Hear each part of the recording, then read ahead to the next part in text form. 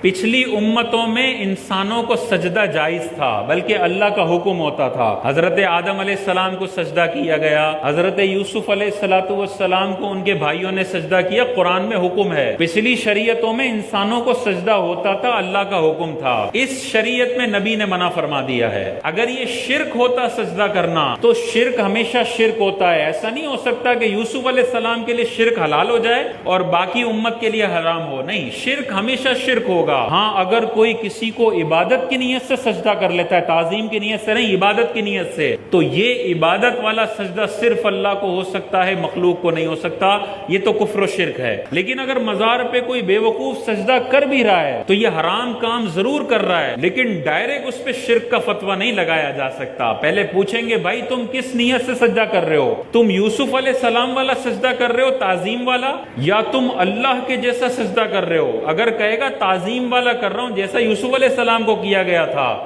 ہم کہیں گے تم حرام کام کر رہے ہو، لیکن کافر نہیں کہہ سکتے۔ لیکن اگر وہ کہتا ہے میں سامنے والے اللہ کے ولی کو خدا سمجھ کے کر رہا ہوں، تب تو یہ کافر ہو جائے گا۔ اور کوئی بے وقوف اور جاہل سے جاہل شخص ہوگا جو یہ کہے گا میں خدا سمجھ کے سجدہ کر رہا ہوں۔ آپ کسی کو بھی پوچھ لیں، کوئی بھی یہ نہیں کہے گا۔